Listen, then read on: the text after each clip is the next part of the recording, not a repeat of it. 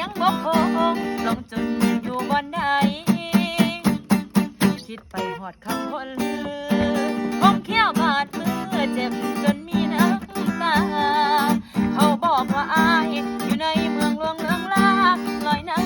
ลอยตาของสาวเที่ยวบาร์ทุกคืน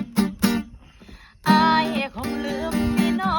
งสัญญาข้าวดอทิ้งคนรอสะอื้นคงเกี่ยวข้าวดอรออายพาใจกลับคืนคงเกี่ยวข้าวดอรออายพาใจกลับคืนถ้ามีคนอื่นช่วยส่งข่าวมาให้รู้ตัวอย่าตัวให้นางค่อยฝันจอ